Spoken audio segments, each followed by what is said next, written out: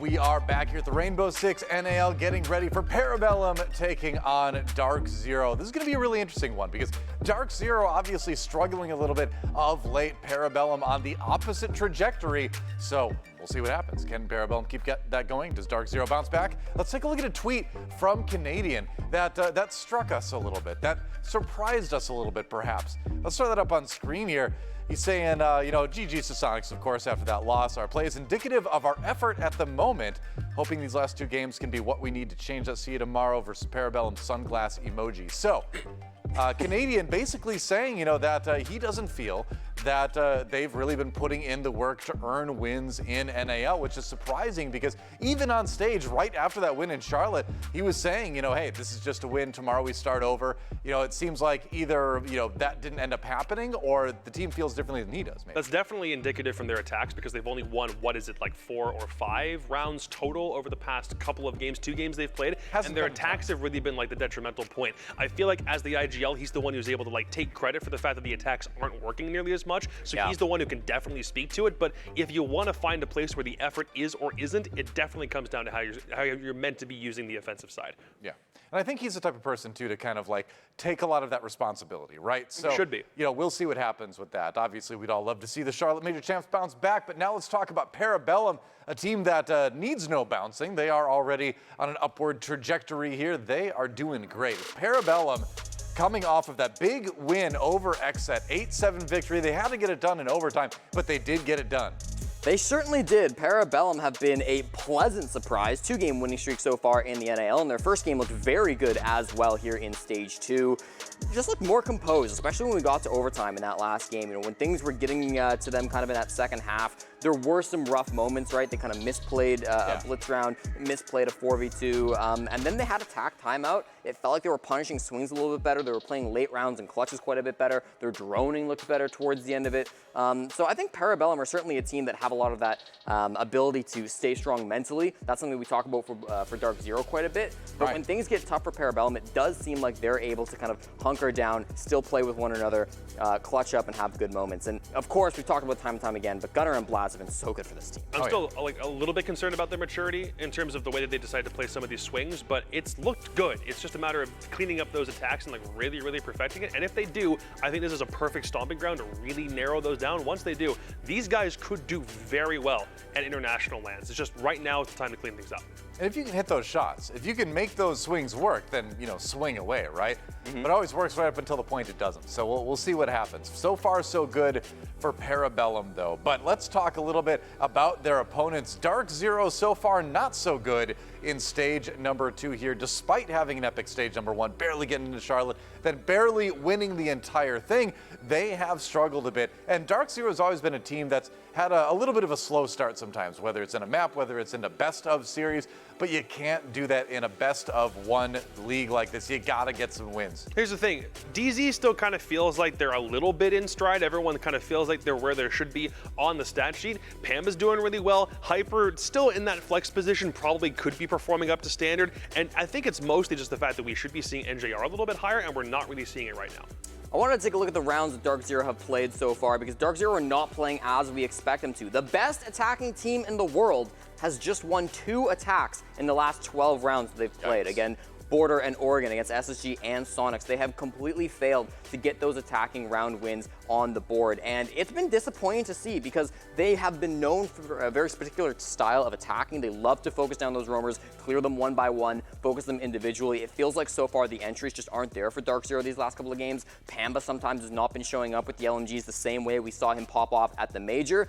And I think you've got to also credit the opponents that DarkZero have been going up against. They've been clumping up on the roam. They've been making sure they can play together so that even when DarkZero hits their roamers head on, they're able to go for trades, they're able to play around them, and they're able to go for swings that subvert their expectations and get a couple of those opening picks. Yeah, I totally agree. If you're able to shore those attacks up, I think you're going to have a much better time against a Parabellum team that has demonstrated some defensive weaknesses, but it's mostly both teams on attack. Feels like it's not where it needs to be. Parabellum has some things they have to really, really correct just from a timing point of view, but it's more like DarkZero, not that they're falling back into their old ways, but it doesn't feel as though the coordination is there. Or like, as Troy said, now that he said that their performance is indicative of their effort, I can't help but look at the way they play these games as if they don't care nearly as much as they used to. It's difficult to kind of take that out of the equation now that he's demonstrated it, or that he's said like the quiet part out loud, so to speak. Yeah, I am curious to see if we're going to see any sort of like change in the map from DarkZero right now. I would hope so, because Troy has the headband on. So. Yeah, that is true. That's a good point. When the headband goes on, it's serious, man. It's time to be like, sorry, Sensei, this time I must go all out. He doesn't have the eye black to finish the look, but he wouldn't wear that if he wasn't serious about the deck. Yeah, fair enough. Well, I think we actually have our maps all set up. So in just a moment, we're going to find out where this match is going to be played as we take one last look at Canadian with his game face on. He's ready to go. Do you feel any like stirring in your Canadian heart when you see Canadian the player, Jesse? I mean, he's an inspiration for a lot of young players to come forward, honestly, in the game. But in terms of where we're going now, looks like we're going to Kafe. And this is not a map that we commonly see from either of these two squads. For DarkZero, I wouldn't call it a permaban, but they just haven't liked it this year at all. They did beat G2 in groups back in Charlotte when they weren't necessarily expecting to go there, and then they lost to Team 1 the very first day of playoffs. So it's been rocky in the past. Parabellum, on the other hand, though, lost to Oxygen in overtime this year. Thought they'd like to try it again versus SSG, but they fell in that game 7-4. So also shaky for both teams on this map. Right. Well, it's time to find out what the predictions are going to be going into this map between Parabellum and DarkZero. We'll send it over to Linkson and Taro first to see what their opinions are on who's going to take it. What's it going to be?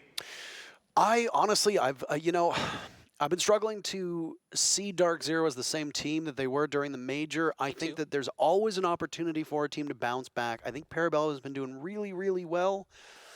It's super tight because like my heart kind of wants to go with both of these teams, but I honestly think that Parabellum, just with their performance yesterday and the way that they've been playing, I don't know if DZ is going to be able to match up to them. Yeah, and I'm pretty much on the same page as you, especially after the DZ we saw yesterday where they would just try to take fights with Sonics, and Sonics would just win them anyway. That's the type of team that PB are going to love playing against, especially Gunner. Listen, I've been casting Gunner for years now. When Gunner's in that situation where he's like, oh, if you peek me, you're still probably going to lose. Oh, I'm just going to start peeking you anyway, no matter what. Now, that is something that maybe DZ could take advantage of, but I think this is exactly the kind of game and the kind of team and the form that PB want to play against right now. All right, thanks. We'll get back to you in a moment for the actual map. But for now, two thumbs up, 3 thumbs up actually there for Parabellum. Now we'll see how many thumbs support the PB squad on the desk. What's it going to be? Thumbs up, thumbs down for Parabellum? Oh, all right. Thumbs up for Jacob. So Jacob goes for Parabellum. You, though, say DarkZero. I'm going to go DZ. I feel like this is where DarkZero finally get their footing underneath them. I thought the last couple of games that DarkZero have played, they haven't done amazing in the map ban phase. I didn't love where they were ended up going for those last 2 games. This time on Kafe, although it's not a great map for DarkZero, I do feel like it's one they've probably been prepping in the background. Just less VODs to go back on and read for PB. So I'm confident DarkZero can turn this around, get back in action, and take the win here on the NAL. Counterpoint. That's not going to matter if Troy is already mentioning that they have effort problems on one day and then having to correct that less than 24 hours later. I don't think you can't even bring the map ban phase into question at that point if they aren't there in their hearts. I know it sounds stupid, but I genuinely don't think that they're going to have this problem solved with less than a day of turnaround time before this game actually gets going. I think you're right. Joe, this is my time to jump into first place on the predictions competition. I got to strike while the iron's hot. Wow, yeah, might as well go for it. Let's see what the You hear that, coin Sam? He's not says. Heads for Parabellum, tails for DZ. It is. Heads. Ooh, the coin says Parabellum. I like it. Find out what happens with that. Yeah, more opportunity for you to jump up ahead. This vote should actually be pretty split. What's Twitter say? I'm curious about this. What's Twitter say? Let's find out. If it's Twitter goes PB, DZ with me. They're going to say Yeah, DZ. okay. Okay, Hi, all Twitter. right. All right, so Jesse and Twitter united in their love for DarkZero here going to this next map. We're going to find out. Meanwhile, community poll question coming at you as well. What's it going to be? It's going to be who will be the rookie of the stage? Oh, come on. Wait, all right, what? Gunner or Canadian? Who writes these? Who writes these? Come on. All right, well, there you go. Something to think about. The Young man rookie Canadian. Canadian. what is going on today? Against Gunner. All right, well, we'll see what the vote is. Meanwhile, they're trolling us. They're trolling us, man. All right, we're going to throw it to a quick break. When we come back, though, the map begins. Parabellum versus DZ. It's going to be sick. See you in a few.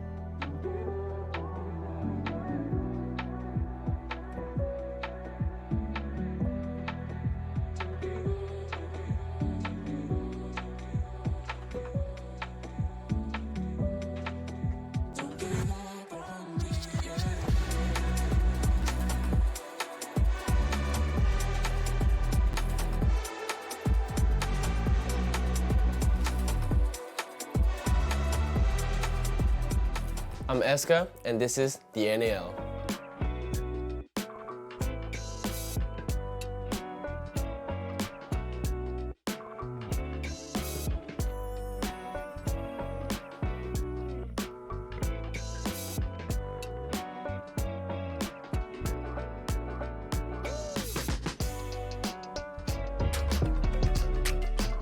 Like some smooth jazz there. I wanted the funky duck stuff. No, I kind of liked it. before. I like the switch up on this one. I like the jazz. Like the jazz is nice. Yeah, A it's little bit pretty of, maybe like no, not necessarily jazzy. Maybe a little bit more like R&B, but like the funky duck stuff with like the saxophone is pretty nice. You know.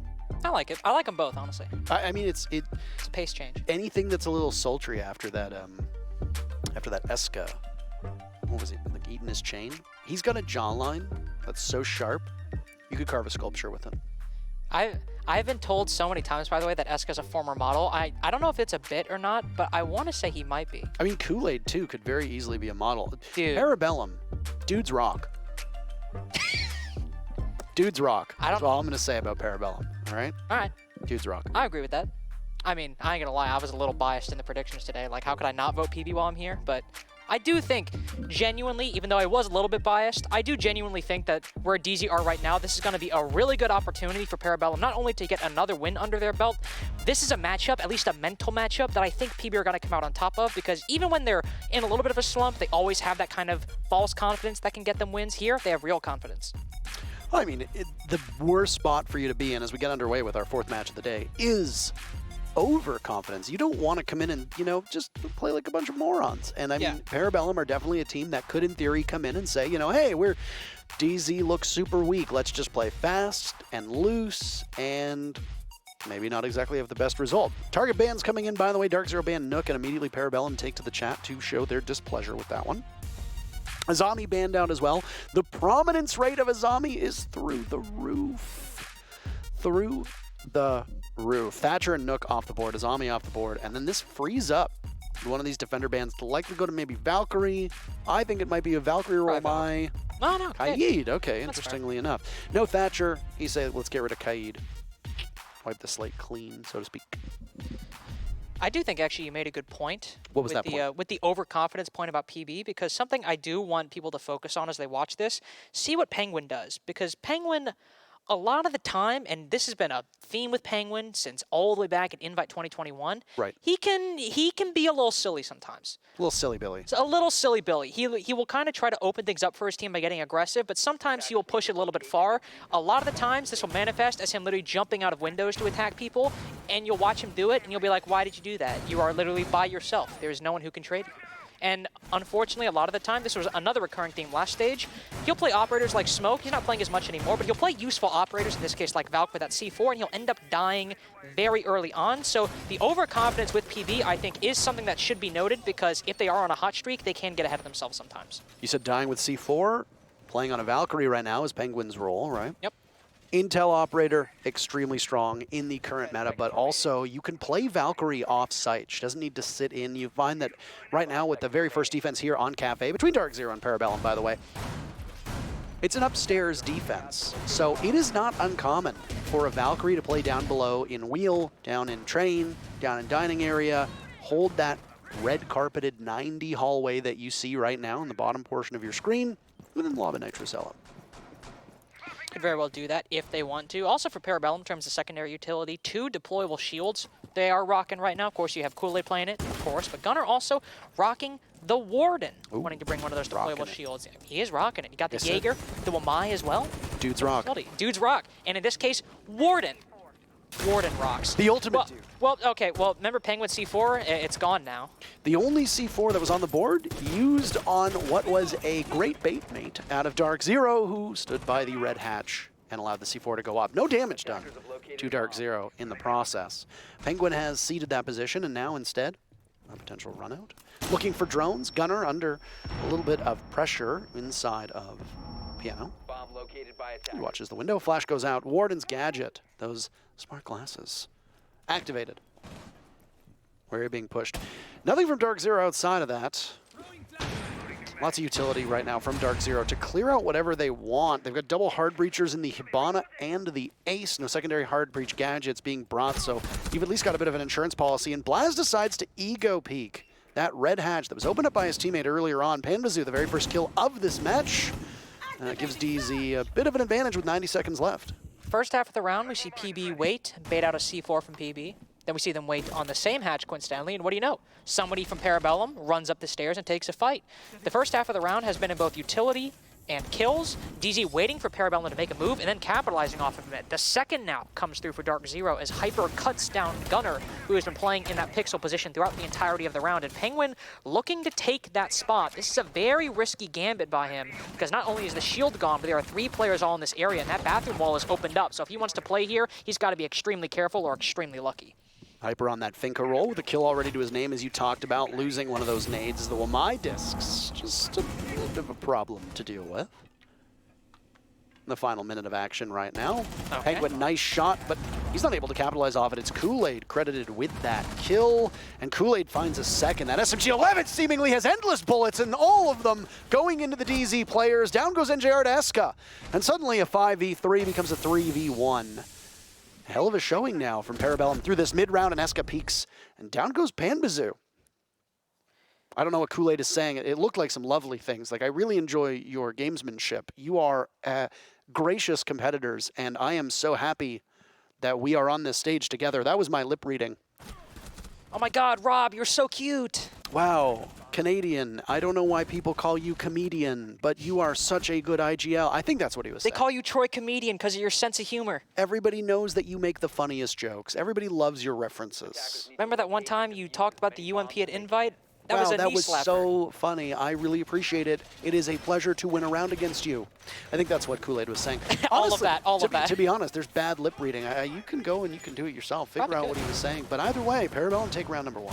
Indeed they will, and right there, DarkZero able to bait out quite a bit from Parabellum, and while PB end up losing both Gunner and Blaz off the board early on, 2 of those prolific pickups that we were so excited to see come through. And then you know who sometimes doesn't get a lot of attention? Well, he gets a fair bit of attention, but in comparison to Gunner and Blaz right now, Kool-Aid with Kool-Aid that is clutch probably the factor right least there. talked about Probably. player on that roster, I would say, yeah. And absolutely. I think one of the things that make Kool-Aid so special is he's on those hard support roles, but he is not at all afraid to get aggressive and just maybe try to take a gamble, at least on attack, to get some control. But on the defense, he's not at all one to start succumbing under the pressure. But I will say, though, DarkZero also getting a little bit, how do I want to phrase this?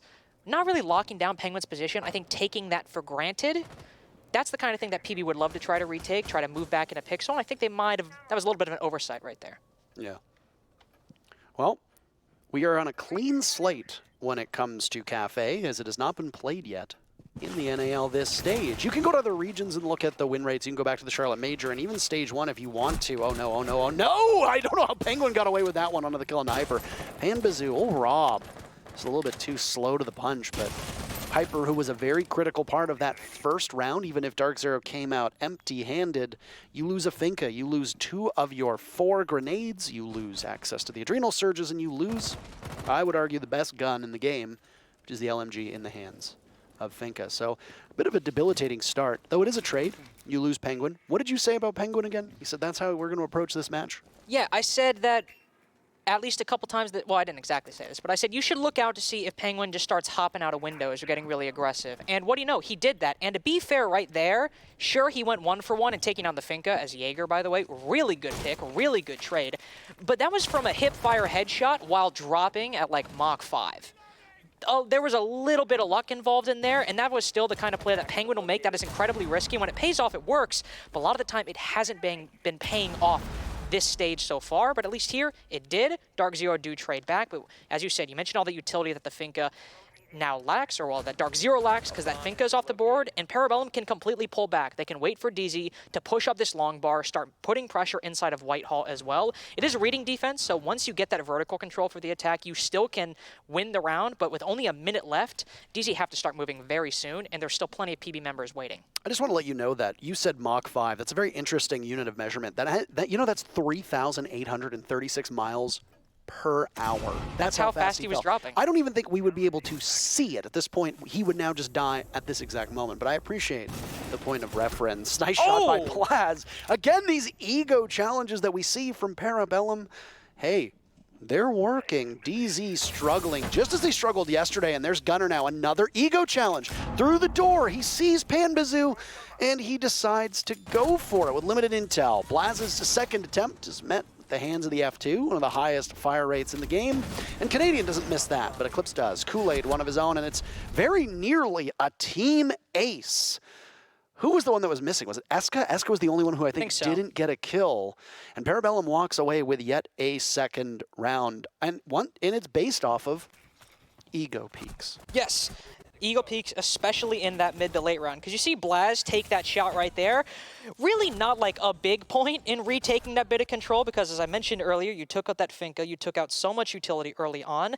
And at that point, with a minute left, or a little bit before that, with a minute left, DZ still hadn't even started trekking across long bar. They were pretty far away from getting that vertical control, and if they wanted to get it, they probably would have had to push in and start taking 50-50 gunfights.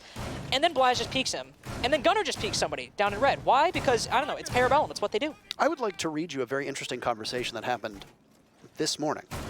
It was a tweet by Gunner_R6, who tweeted out about 5-ish hours ago, another day, another ego chow, which means another ego challenge. 20 people like that on twitter.com.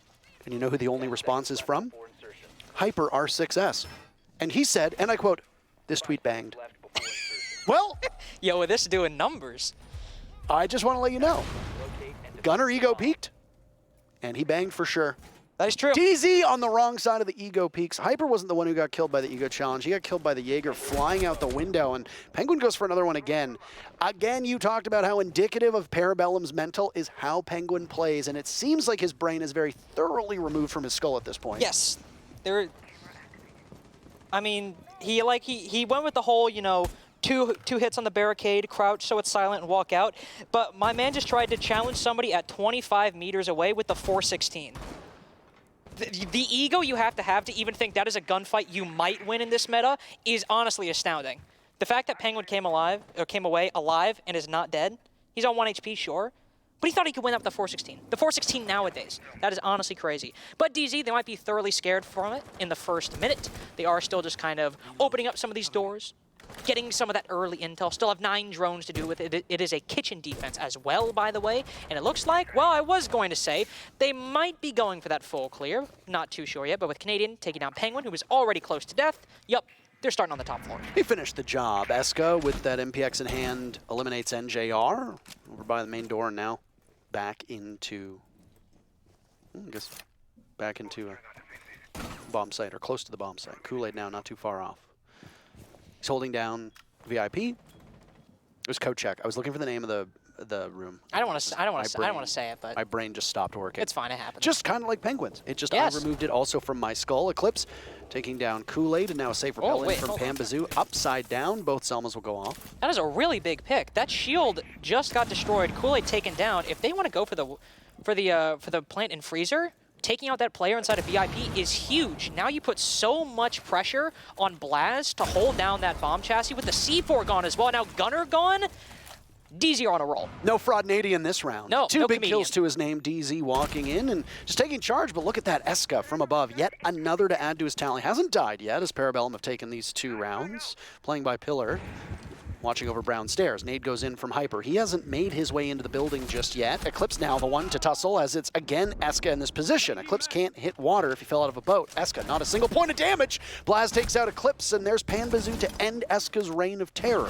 It's Blaz, the recent import under fire from 2 shots. No damn way he pulls that off. An unbelievable What play. is Penguin doing? As Parabellum loses their minds on the desk and erupts in celebration. So hard that it takes the headset off of Eska's head.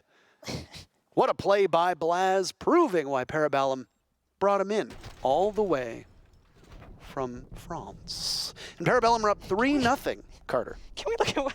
Oh, I thought they were going to cut back to the player react. Penguin looked like the Lord himself entered his body. He was like, he was waving his hands. That was That was probably the funniest reaction I've seen in the stage so far, by the way. But yes, that was ridiculous by Blaz. But overall, for DZ throughout that round, they got a huge pick on a Kool-Aid inside of VIP. Bottom white is basically uncontested. The only player they have to deal with at that point is Blaz holding the freezer drop. And at this point, what is a 4v3? They can do that. They can play the man advantage. But so PB, do what you need to do. Eska starts getting aggressive on the flank. They don't want to play sight with how much control DZ have at their disposal. And it works out. He wastes a lot of time. And unfortunately, he falters, but that tends to happen in the 4v3. Sometimes the trades don't go your way, especially once they lost Gunnar. And then Blaz does that. He just like smoked both of them. There's not much I can really say beyond that, especially that first shot where he just locked onto him, hip fired. He's just better in that case.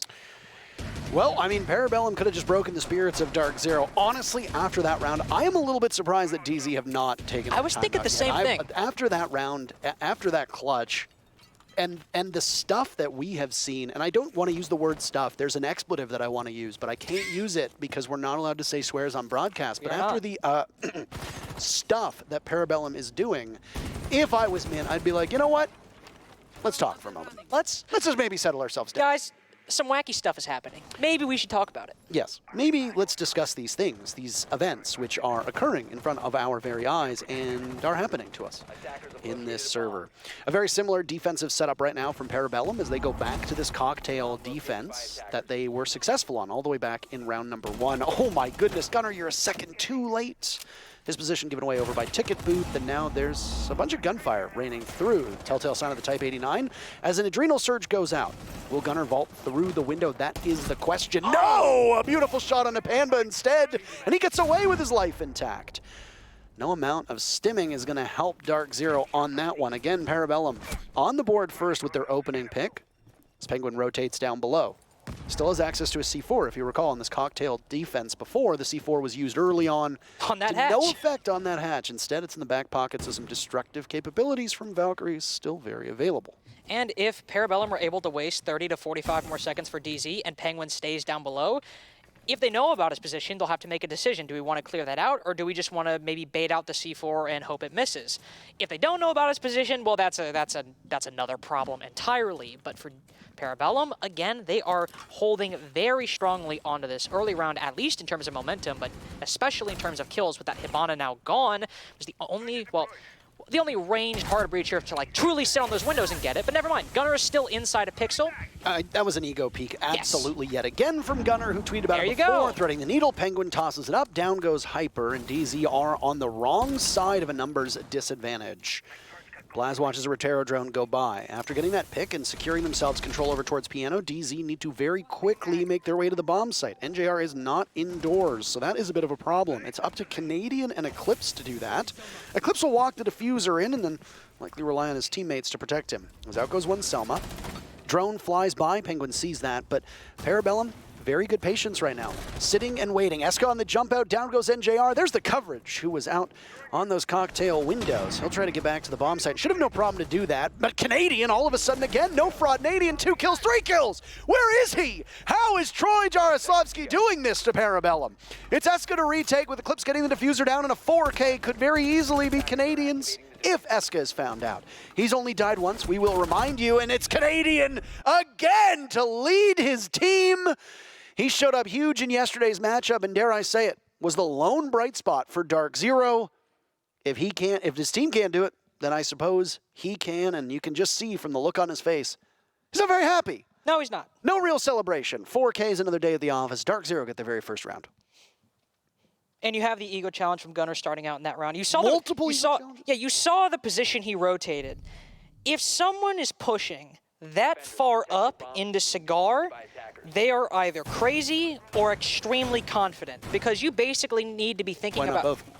That's a fair point, and I would say Gunnar fits both of those categories at certain times. But you need to be worried about all 3 of those windows inside of Cigar, and if you want to rotate back and stop committing, it's a very difficult rotate to fall back on. But then he wins the fight with Panba, so it doesn't matter. And while DZ had, 2 ranged hard breach, if you want to just sit on the windows and hard breach, now not an option. Unless you're really good at arcing those Selmas, you're probably going to have to actually go in the building at that point. It was overall a really good round for Parabellum, and it's a shame we did not see Canadians 3K to get into sight, because the only way that was possible is just an immense amount of individual skill in that moment, because if he was the only guy doing work, something either went catastrophically wrong for Parabellum or Canadian is built different. I mean, you said it yourself, and we will refer back to it many, many times, is that the mood of Parabellum is going to be how confident they play and how cocky they play. And round after round, there are these ego challenges that are coming in, and Parabellum are swinging with limited intel and just trying to knock DZ off stride. And I don't think that's the wrong play necessarily. DZ can get flustered, and it can cause them to collapse in a round or two. But as we saw at the Major, DarkZero have a pretty good mental, as do most teams that tend to play under Canadian. He can center that mental now and keep his team very much in it. But if you're Parabellum, maybe a bit more patience, because we didn't see the 3K that Canadian got. Yes. But how many of those were forced errors from Parabellum? How many of them were not necessarily Canadian capitalizing, but were Parabellum trying to shut him down and peeking over and over and over again when they could have maybe played a bit more defensive, and they could have played a bit safer and not given themselves away? And that is absolutely a downside of at least the playstyle choice that PB want to go for. It is probably likely that maybe someone who's like, oh, Canadian's pushing in, guys, swing him, he can't fight back. And then, well, if everybody swings and he is able to fight back, you suddenly go from a 4v2, 4v3 to a post plant fairly soon after, and Eska's the only one alive, and he just had to come back from marching outside of the building. So it is absolutely a downside to the choice Parabellum go for. Right here, half the round is now gone. We have not seen that style of peak just yet. Parabellum have been waiting patiently over on the cocktail side of things. Nobody pushing far up in Cigar. Now Hyper, as a result, will start pushing up long bar, and Kool-Aid's caught off guard. Kool-Aid knew he was there too, because you can hear the rat-a-tat-tat as Hyper continues to unload into the soft wall of the bathroom. Down goes Eska to follow. Suddenly DZ have their footing. As was talked about on the desk, this is the time for them to do it, and a pretty good time for it to come about. So maybe no timeout needed. There might be something to this coaching thing that you and I don't know about. Might just be. And also here, take a note of how things are different from the previous reading defense. DarkZero was hardly able to get over here. Now they have the vertical, and while Blaz is getting active, Penguin is downed as well. DZ have the advantage and the vertical as well, but Parker, the round might just end anyway. I mean, there's still 45 seconds left, and Parabellum have been swinging, and that old adage, swing or be swung, they're swinging. It's not really working out. It'd be like if I was trying to fight. The swings wouldn't be all that impressive. It'd look like a barrage of noodles coming in your direction. Because I'm not a fighter. I'm a lover, in fact, if it were to come down to that. And we'll see if Gunnar is either of those. Does he love DarkZero, or will he fight DarkZero? Small challenge. They know his position, and he gets shut down by Eclipse after taking a single player at DZ down with him. But that's 2 in a row for DarkZero, and really could have been 3 in a row if that third round had not been that inhuman clutch from Blaz. DarkZero showing promising signs. Parabellum, honestly, really need to settle down. I would agree. Though I will say there, at least at the beginning, they definitely weren't settled. They weren't waiting for DZ. But it seemed a little bit more, almost a little bit more unenergetic, a little bit more lazy. Kool-Aid just walking and swinging the double door as Hyper is fully ready and aware of this possibility. Sure, it's a little bit of a 50-50 between those two. Maybe Hyper operating off of, hey, he's probably here instead of he is here, but he still wins the fight. And what is Eska to do? He's all the way inside a pixel. There's no angle for him to get that trade, so that's the full advantage for DZ. Eska then rotates back later, or well, later ends up dying as well. DZ have the complete control of the vertical, and they're able to just get the kills at that point. Look at that as opposed to the reading defense from before, where we had Penguin jumping out of Cigar in the first 30 seconds. One time, the ego challenges worked, and Parabellum were able to retain a man advantage and waste time before DZ started pushing in. And then you have that round where DZ basically got everything they wanted and the swings didn't work. It's a good sign for DZ if these are the rounds we're getting in the latter portions of Parabellum's defense. All right. We talked about ego challenges. Ain't nothing egotistical about breaking a window and going for an early peak. No, no, sir. Not at all, buddy. Ooh, you might get this. Oh, he gets smoked by Hyper. Blaz thought he had it. He did not. He did not. I mean, he did sit at that doorway for about 20 to 25 whole seconds. DZ had ample time to read into that spawn peak, and you saw Hyper was looking at that doorway for about half the time when he was walking over there. He's like, you're probably here, you're probably here, you're probably here. Yep, you were there, and now you are dead.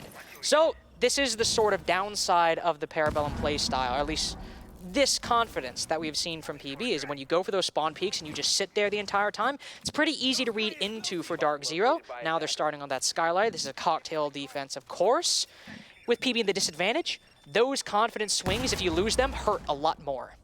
You open up that one table, by the way, so you can see all the way to the rotate in cocktail. Just in case anybody's curious as to why that's there. It also takes out some of the floor as well. So if you're going to play underneath and you want to potentially plant or concern yourself with that area, it's just a small little angle that you can play off of pillars or brown stairs down below. So obviously there is a big explosive radius around those Rotero drones, and there's a lot of value for them as well. And 3 of them have gone out. Canadian is left with 1 more to his name. Eska's isolated in back bars. We hit the halfway point of the round. An Adrenal Surge goes. DarkZero drop down and may aggressively take up some map control. So they go to open up the wall and Penguin falls. NJR picks up kill number 2, losing a lot of HP in a second duel. It's not really working out all that well. Eclipse fishing for one over towards Lumber. He sees it. A toxic canister baited out. Damage done as he moves away. Still just playing ring around the rosy and could sweep in behind Eska, but there's a ping to his name. Panbazoo has his teammates back. And suddenly there's patience from Parabellum, but they don't really have anything to show for it as it's 4 kills, then a 5th to follow for DZ in quick order. Only a single kill to Parabellum's name. And the first half, 3 rounds to Parabellum, answered back by 3 rounds from DarkZero. And it's an even scoreline as we switch sides. And it is good to note for that cocktail defense as well. This was a round, we're all the way back in round number 1. We saw some aggression from PB that was promptly shut down by DarkZero. Panba starting out with that kill onto Blaz, and then Gunnar dying fairly soon after. It was a 3v5, but the reason it was brought back was Kool-Aid, a little bit of Penguin, but Kool-Aid was credited with the 3 kills. That turned it from a 3v5 to a 3v2. But Cocktail, when DZ attacked it, they pretty much got a lot of what they wanted. They were able to clear out that shield, push Penguin back to bathroom to make him decide whether he wants to peek or whether he wants to play it safe. And here, it was pretty much the same thing, except with no big individual play and not as many mistakes by DarkZero. It was probably how round 1 should have gone. And while we were complimenting the confidence on Parabellum while giving it an asterisk, I think that round is important to note, or round 6 is important to note, as it probably could have been a lot more for DZ if Kool-Aid hadn't gone big in round number 1, and Blaz hadn't gone big in round number 3. PB have definitely had a lot of flashy plays, but DZ so far, I think, have been more substantively solid. Well, very first defense now for DarkZero. Tail of the tapes, first half in the books. Parabellum win rounds 1, 2, and 3. DarkZero 4, 5, and 6. Isn't it nice? Isn't it nice how that turns out? In terms of opening picks, Parabellum had 1 uncontested opening pick. They traded in round number 2 with DarkZero. Even though Parabellum got the first one, DZ kept it close. DZ 4 first bloods. So an advantage in their favor. And again, those numbers getting better in rounds 5 and 6. After we saw Parabellum being a bit cocky and then maybe peeling it back just a tiny bit. Second time that you and I have seen Sens today, as Kool-Aid will run the 3 armor, 1 speed operator. Again, they have an ROU device that basically rolls out, and as it hits walls and bounces back and forth, it creates a smoke wall. Down goes Eska as Canadian runs through the door once again. Very much not a LaFraud Canadian game. Oh. He's 9 and 3, leading his team. And again, it's a bit of a quiet game for some of these aggressive players from DZ. NJR has not exactly had the start to stage 2 that he wanted, but good news, there's depth on DZ. Hyper gets in on the action. He's removed by Blaz. It's a trade, but still the numbers favor DarkZero. About the halfway point right now. Eclipse could get one, but unable to control the recoil. Goes through the wall. Nice shot on the Blaz. Wow. Beautifully done. And Parabellum's entry swiftly greeted by demise at the hands of DZ. Indeed, we had that initial run out from Canadian that took down Eska, and while Penguin unfortunately getting turned on by Eclipse all the way inside a cocktail. So now we just have Gunnar in a 1v4, and he is downed immediately by a shotgun and finished off by the Thunderbird. So DZ take their first defense, and as you said, they start off with the opening pick, and at that point, PB start flooding into the top floor, and DZ were able to just play the man advantage and play the angles they already had, and PB walked into them. And it's also the very first mining defense that we have seen from these teams. There's now every single bomb site has been played. Parabellum, after losing 4 rounds in a row, really need a shot of confidence. You saw the looks and the reaction from that team after that 3rd round, after Blaz's improbable clutch on Kitchen. They were hyped. They were pumped. And then since then, Parabellum really haven't had a lot to show for it. And DZ let Parabellum set the tempo in those first couple of rounds. They let Parabellum roam effectively, go out windows, go for spawn peaks, play really aggressive. Like I said, pulled their brain out of their skull when I was talking about Flank in the mid-round. Absolutely. but then DZ, they know how to handle it. And again, I know that people might be sick of us hearing it, but when you have an IGL like Canadian, he's battled players like that. He's battled teams like that. And there used to be a period of time where Yaga and Hyper were on an amateur team. Yes. And Canadian referred to them as the brick brain duo, because guess what they always did? They'd hop out of windows, they'd play like, and I quote, a bunch of morons. And it was really Canadian's downfall. That most infamous match that we knew from Rio, when Fnatic humbled Evil Geniuses, what did they do? They pulled their brains out of their skull and they were flying out of windows with shotguns. Canadian, to his credit, really just like settled down and reflected on that. And now he knows how to counter it. So Parabellum deciding to go all out, work the first couple rounds, but DZ have settled in. Since then, 4 rounds in a row and a timeout burned from Parabellum. As we speculated it would be DarkZero to take it first. No, they still have their timeout in their back pocket. It's Parabellum now who have the wind working against them. And hopefully for Parabellum, as we are seeing a reading defense coming out from DarkZero, see a little bit more coordinated of a roam clear, or maybe watching those run-out positions, because we saw Eska in a good spot on that white window, who could have helped Parabellum start pushing up into Cigar and pushing up into that white hallway, or into Cocktail as well if you're able to shut down that other hallway, but he was cut down by the run-out. Here, hopefully we can see them maybe get on this Cocktail rappel and then start either nading these players out of positions and pushing them back, what have you, but definitely something that isn't based so much more on individual play, but more on the structure and the coordination between these teams. We already see a run out from Canadian, and it does have quite a bit of damage to Gunner, but because he's on that Finca and Canadian did not secure the kill, he adrenal surges and gets himself back up, and the clear for Parabellum will be unobstructed for the first 45 seconds. There's a flash that goes in. Pamba just caught on the door frame. Blaz could have capitalized, but the drone's a little bit too late. And again, we talk about how drones, well, when you drone out, that info is about 5 seconds to, or less, effective, and good patience from Panbazoo, and he finally unloads, and it's a bit sloppy. He's panicked as the hatch above him is open, and he knows he needs to find safe harbor somewhere else. And there's this complex network of reinforcements and rotates from above. Gunner takes down Canadian, the high-flying performer from DarkZero, leading his team, and IGL is no more. One thing I will talk about very briefly about Canadian is that while he does play a flex role, you don't want him having the most kills. If Canadian has the most kills, it means that something on most of the lineups for DarkZero is going wrong. There's a reason why you bring in Hyper and NJR and then Panbazoo, because they're the ones who need to be getting these kills, not necessarily Canadian. But sometimes, depending on the strat, it works out effectively for them.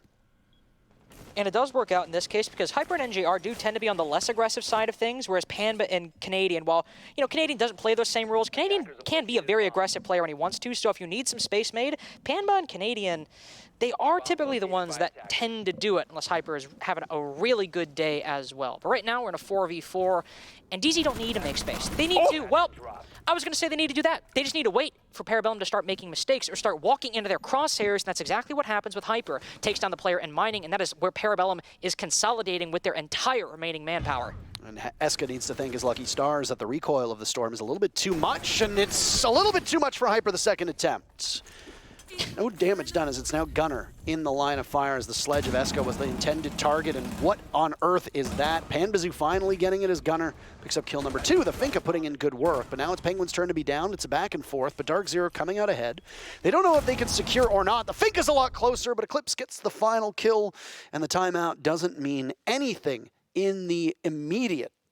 It's 5-3 for DarkZero. They are steamrolling Parabellum right now, and they're very firmly in control of this map. 5 rounds in a row for them now. 1 round number 4, and they have not lost one since. And part of the problem for PB in that round was surprise, surprise, Parker. There were some people off-site on a reading defense. They were on the top floor. And it seemed like when Blaz dropped down that red hatch, there was a mute jammer in his way. And he said, oh no, I can't drone out the Humidor. I can't drone out Cigar. So what am I going to do? I'll just drop the hatch and I'll start moving down red. But unfortunately for him, there was somebody in there, and Pamba takes advantage of that moment, and Blaz can't react in time. But a similar thing happens later when Pamba, who's still on the top floor because PB, they've never cleared it out. In fact, they rotated to a mining and train push, likely because they were never able to establish the vert you need for a reading push. But because they never got Pamba, he still has control of the top floor, takes down a key angle for Parabellum and Pillar, and at that point, they've already suffered quite a few losses across the board, struggled, gone 1-for-1 inside of train with Hyper. There was some big oversights or a lack of intel in Panda's position that gave him some advantages, and DZ were just also able to play the man advantage very well by going 1-for-1 when they needed to. No, very well summed up here. And I mean, I don't know at this point what Parabellum are capable of doing. Maybe what we saw yesterday from them is a bit of an abnormality, I'm not sure. Eska came within seconds of dying early on, as it's now DarkZero's turn to exert some of that early influence with a spawn peek or two. Hyper narrowly missing out on an opening kill in the first 15 seconds. That would have been debilitating to Parabellum and their chances. Would have been very, very unfortunate if you're a PB fan if that ended up happening. But right now, they escaped that spawn peak for the time being. It also would have been kind of demoralizing if you have Blaz try to make a similar play, he fails, and all of a sudden Hyper just smokes you on the same operator, albeit from a different angle. Would have been unfortunate, but Canadian right now, he's peeking out that window. But Gunner, he is ready, not for the jump out, but for a rotate down red stairs. Canadian crosses. There's a second chance that Gunner could pick up this kill, but he'll back off for the time being, and that gives Canadian the opportunity to retreat down to that bottom floor that he so needed. Absolutely, and Canadian doesn't have an opportunity to get back up to full HP. There was a Thunderbird in the round previously on that reading defense, but none to be seen of just yet. Parabellum have the top floor, and will now translate that to the second floor. It's a kitchen defense, as was pointed out. So, yeah, you can get map control quite quickly if you don't see DarkZero holding it above. But then the question becomes, what do you do with that? As you don't really see this bunker-style defense on Kitchen. You go off to VIP, you go off to Christmas, or to Cocktail, or VIP rather, and then you go off to Coat Check, and then you go off to Small Bakery. And then you play off of Prep. There's all these different angles for you to sit in that are connected to the bomb site, but aren't the actual site itself. And as you can see, I think Canadian is the only player from DarkZero who's in the actual bomb site. The rest are close enough, but they're not defending it. They can't stop you. So instead, you have to, once again, after you take the top floor and the second floor, then figure out how do you take out the people playing on the periphery. And you can see PB right now, they want to go for this freezer drop, they want to go down white stairs, and that means they have to focus on Panbazoo and the player playing on bottom brown stairs. Right now, Gunner, I was going to say he has an opportunity given to him, but Panbo wins the fight. Oh, you lose that. Exactly, and DZ able to hold this position despite Penguin getting coat check. For the push Parabellum are going for, they lost the more important gunfight.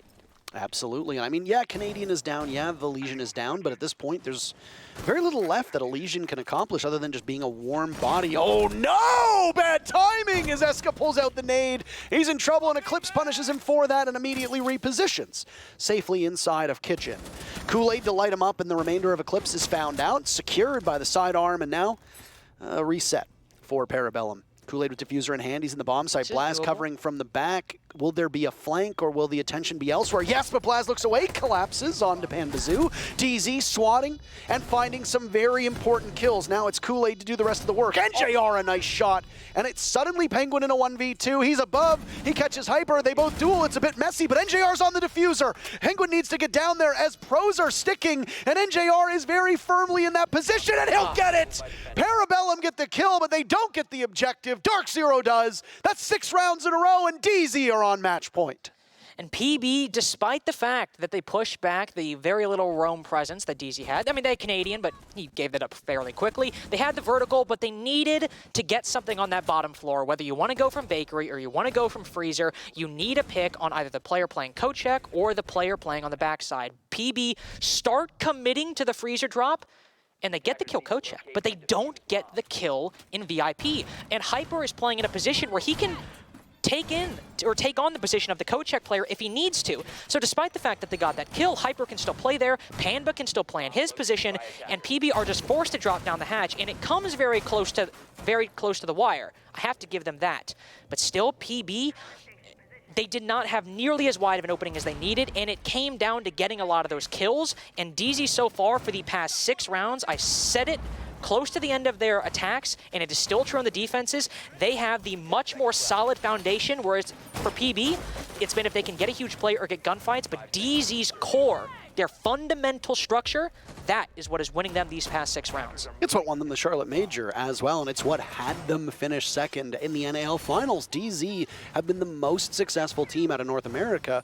I think the only real argument I guess you could make would be maybe TSM, and that is fully supported by their SI win. But outside of that, TSM really haven't had that remarkable of a year. DZ have been so consistent, and again, I know we focus on him a lot, but the Troy Canadian effect is huge for these teams, and it's obviously working out very effectively for DZ. And you're right, the fundamentals and the foundation of DarkZero is quite strong. And no shade to Parabellum. They had those 2 very good first rounds. The third round was a coin toss. Again, it came down to Blaz's clutch. But other than that, Parabellum have really looked like the team that's been playing from behind so far today, and I haven't seen a lot that I've liked. Out of these last 6 rounds, there's been a couple good plays here and there, but ultimately, they look like they're being beaten across most of this map, and it could also just come down to map pool. These players on DZ have played Kafe a number of times. Maybe Parabellum as a team is just not as well practiced, and they maybe weren't expecting to go to Kafe, who knows? I'm not entirely sure as to that fact, but yes, you are 100% correct on the earlier one. We have that strong DZ core, and for PB, when they... 100% correct. 100% correct. Not in the predictions, but on that Best kind of correct. It is. You can't be any more. An A+ is the highest grade. But let's see. A++. That is a good point. If PB are able to get some more of these kills here, like that opening, that could be good, but Panbazoo answers back onto Eska, and there's still Eclipse in this top floor. Gunner is not aware whatsoever. Still a 3v3, but Parabellum, they come out of this roam clear bloody.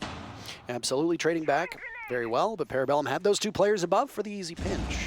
And with this being a mining defense, you want to hold that top floor just as you do if it's a reading defense. It's a very critical part of this map. Now, some of reading's been opened up, and Kool-Aid can assess that with the diffuser in hand, and he loses the fight to the Thunderbird of Panbazoo, who immediately pushes back onto that diffuser. He gets swatted away by Penguin as, again, he's the insurance policy, it seems like, as he's picked up both of these kills, just cleaning up where need be.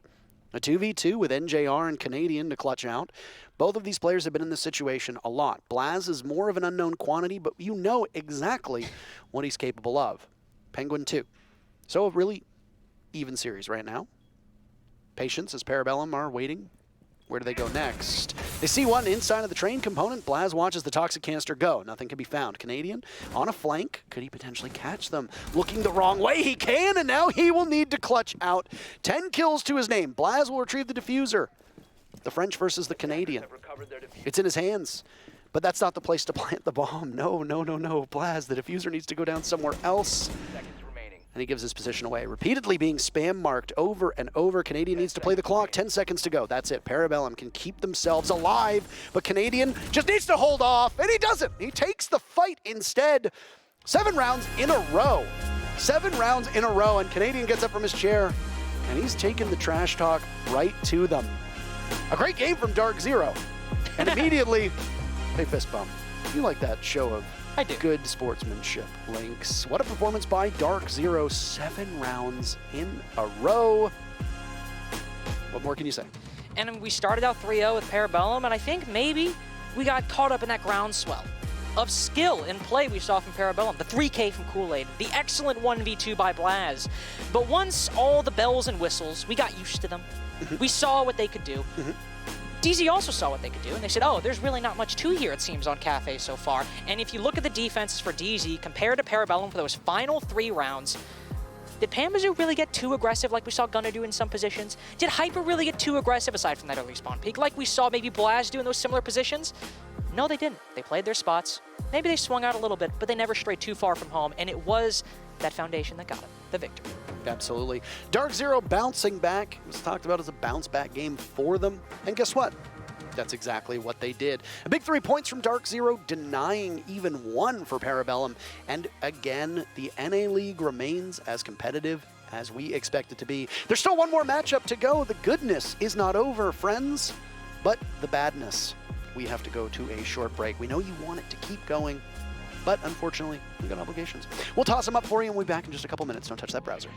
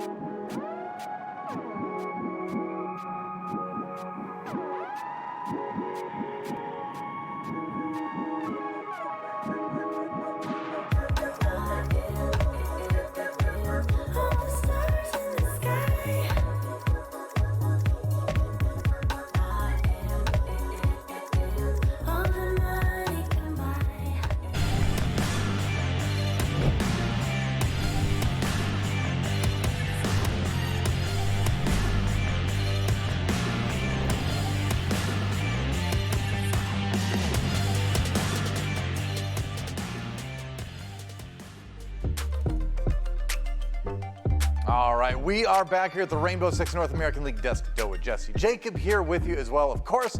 And guess what? DarkZero got it done. I mean, Parabellum, they got 3 rounds, and then DZ comes back, wins 7 in a row. Check out the stats there. I mean, you know, Parabellum, the upstarts kids getting put down by the veterans. Yeah, I love the cost scores here from DarkZero. 70, 90, 90, and 80. The impact these players were having throughout the series was fantastic. You love to see Hyper showing up every single time on those openings. He was having a big moment. Pambazoo later in the series had a lot of great rounds. And then Canadian through and through, doing some wild stuff, but really having a fantastic game. 11-5, you can't be mad at that.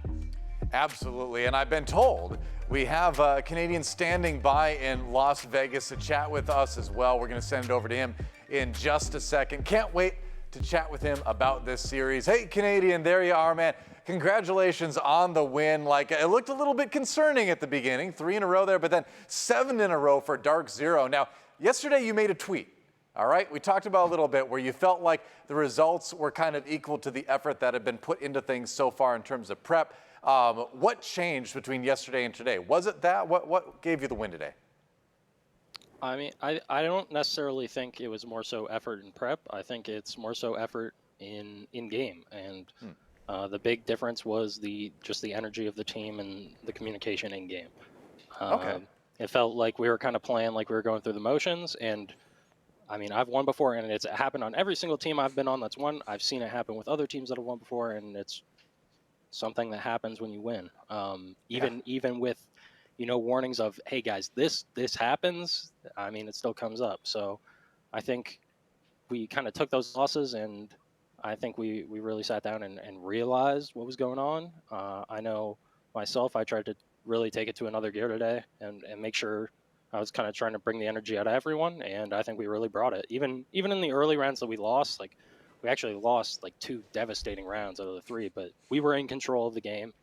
We knew that. It was just unfortunate that, you know, we lost 2 devastating rounds like that, and we started down 3-0. But right after that, we were in control of the rest of the game. I mean, we were in control of the whole game. I think there was maybe one round that I legitimately think we should have lost, and the other ones I think we were in control of, and, you know, just small, tiny mistakes.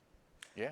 Canadian, I want to dive a little bit more into that about how you guys were in control of this game. I feel like Parabellum have a particular style to them, the way that they like to run around on defense a little bit. And I felt like you guys really got good at shutting that down towards the end of your first half. So can you talk to me a little bit about, you know, what the process was there, and if you guys were prepared for that going into things, or do you think it took a little while for you to get sharpened up on that? No, we were aware that they're a very playmaking team. And I mean, it's literally as simple as just being ready for it. I don't think you can complicate it too much. There's no way you can predict exactly what type of aggression they're going to do. You just kind of have to take your time and make sure you're thorough and careful. And, you know, they'll just give you kills. I remember one of the things you said back, I think it was during the Charlotte Major, it was one of the things that Grant put in the documentary, talking specifically about how you just wanted to make sure everybody behind the scenes was talking to one another, and you did mention the energy just prior. Is it as simple as that to ensure that at the very least there is some form of communication happening, kind of irregardless of what exactly it is, in a moment like that when you know you're down on yourself, you have to find a way to kind of get back into a match? Is it as simple as that for you guys? Yep, that's exactly it. When we win, we're talking. When we lose, we're not talking. It's literally as simple as that. And I always say it. I always say it when I say we need to talk. I say, as long as we talk, if we lose when we're talking, I don't care, because then we tried. But if we just just kind of go through the motions and then we lose and it felt like we didn't even try, now I'm mad because I want to try to win. So yeah. We really needed to get into it, and I think we did. And I think playing like that, even the Beast Coast game didn't really feel like that for us. I think playing like that, I think it was a good reminder for us of what we're capable of. Sometimes a team just needs that. It's interesting you say that because I feel like I've heard a lot of championship teams across a lot of other games say that same thing about communication and talking in game. Like that needs to be flowing, otherwise you're just not going to get anything done. But I've got one more question before we let you go here. Now, obviously you've taken multiple teams to the top, right, in Rainbow Six. I'm curious, what's it like to sort of join a new squad and kind of go through the same thing multiple times, where it's like having to find a way to work with players, having to find a way to like make things progress, turn kind of like the raw materials into a winning squad. Is that process something that you just really enjoy, or is it something else? It seems like it's something you like because you've done it multiple times. I do really enjoy it. I really enjoy getting to understand and know the players and personalities on my team and how to work with them, their strengths, their weaknesses, and how to utilize that, and then trying to find how I think we can win using our strengths and how I can maybe even use our, negate our weaknesses in a sense. I think trying to find ways around that and just understanding a team, it's something I really enjoy. That's really interesting. Cool. All right, because as you see a lot of players that are competitors, but it's rare when you have a player that's a real like team builder like that. I've known a couple, and it's always interesting talking to them. So thanks for taking the time to chat with us today. Congrats on the win. Looking forward to seeing the games next week. My pleasure. Thank you for having me on, as always. All right. Well, there you go, ladies and gentlemen. Troy, Canadian from the team DarkZero, getting the win today over Parabellum, and that was impressive, right? That was 7-round wins in a row, and you even saw Parabellum take that tack time out after round number 7, I believe it was, when DarkZero initially took the lead, and it just didn't matter. They seemed to just have their number at that point, didn't they? That was fathers spanking their children. That's what that was. It was definitely like punished putting that down game. the upstarts. It felt like. I mean, Parabellum's a great squad right now, but I mean, DarkZero showing why they were the champions in Charlotte. Yeah, I think this was a team that like DarkZero were maybe a little bit more prepared for, right? Because when they were coming against Parabellum, this is a team that, they can play somewhat predictable, especially on a map like Kafe, which we've seen them play before. This is a map that they can kind of go wild on you, and I thought they did a really good job shutting that down in the later half. It was unfortunate that, the first couple of rounds went the way they did, and we saw Blaz and Gunnar jumping up, yelling across the stage, but I'm glad that they were able to keep their composure. They didn't let that get to them. A lot of teams would have, but DarkZero never in a million years. Absolutely. I mean, they are a team. We were talking about this when we were watching it, that genuinely power up over time. It's fun to see. But we're going to take a look at some rounds in particular. And the first one, Jesse, we've got kind of a montage of rounds, don't we? Yeah, round number 3, I believe this was the clutch from Blaz, going kind of crazy for PB. It was the last round that PB won. This was the one where it's honestly really impressive. He's got the intel because there's Eska coming down these brown stairs, and Eska is able to call out for Blaz where Eclipse was, and now Pamba's taking this, so he calls this position as well. Blaz swings for Eclipse, who caught it off camera, and then 2 big headshots to clean it up afterwards. That one was just a meaty 3K that looked great at the time, but it was the last time, which is not ideal. He's not supposed to win that. I can't believe it either. That is kind of crazy. And you have a couple other rounds to look at, right? Yeah, and then things kind of shifted up after that, right? Because then we saw DZ really starting to put things into gear, and I wanted to highlight what Hyper was able to do to shut down those aggressive plays that Parabellum are so well known for. Hyper did a fantastic job through both rounds 5 and 6, moving forward against these entries. Here's round 5 initially, and watch Hyper up above. He's in bar right now. This swing from Kool-Aid on the right. Not sure what he's going for there. Kool-Aid's already in a 5v5, doesn't necessarily have to make that swing happen, but he goes for it anyways. Hyper was ready for it. Troy said it himself, they just have to be ready, and he was. Then I want you to focus on the bottom right. These players on the white stairs, that's Penguin and Blaz. Penguin's gonna move up this hallway, go through white, try to get into bathroom while Blaz holds down the stairs, but Hyper is ready for it again. He's just playing this game around Blaz. Blaz ideally would be stopping from top of white stairs, but he's not.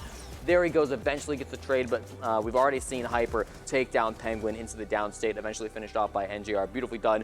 And then round 6, Hyper does it again. Opener shutdown from Blaz. This time he's getting way over cheeky with it, peeking out the bakery doorway. That's not going to work too often, especially not against the DZ that are prepped for it. Yeah, well, I mean, it was fun to see, and again, like Parabellum, like you saw them popping off after round 3. The cockiness was there, the attitude was there, and after the way they've been playing, you know, in stage 2 so far, you can see where that would come from. But this has got to be a big wake-up call. It's going to be interesting to see where Parabellum goes in the future. We got one more round to take a look at, and this is round number 9. And guess what? A special treat for us. Jacob is actually going to take us through it on the Telestrator. My turn. It's my debut on the big head screen. over there and we do wanted to make sure we actually There you go. got this one figured out. And there's a very primary reason for it. It's not a matter of Parabellum getting completely overzealous in how this is played. It's also a combination of the way that DarkZero decided to react to it in tandem. So we're down on Kitchen. They're prioritizing a freezer plant. They're going to move, or Kool-Aid, his entire intention is to move back in here behind bunker and see what he can't pull off. Once they start getting this going a little bit, then you'll start to see exactly how DZ have opted to position themselves defensively. So Eclipse gets 1 kill onto Eska upstairs. He then immediately runs back into Rice.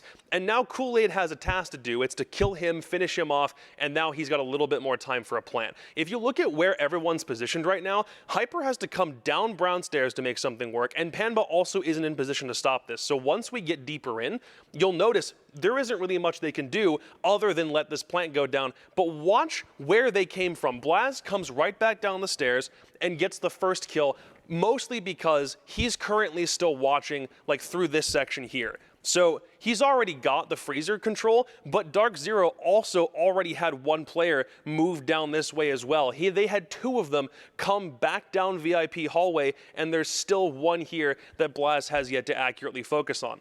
So if you keep it going, all of a sudden that flank works. Hyper manages to get that one, but now we find Kool-Aid stuck downstairs in a position where he can't defend everything, and it's just left up to Penguin. He'll win this last fight, but then look at NJR. Go right to Diffuser, stick that bad boy. Pro's never fake in Rainbow Six. As soon as he gets there, it very much feels like Penguin could have had an opportunity to drop the hatch and maybe finish him off, but it was just a split second too late. It was a nice try from Parabellum overall, but DarkZero have layers upon layers upon layers to ensure that this was this would work out in their favor. So they did a really good job here.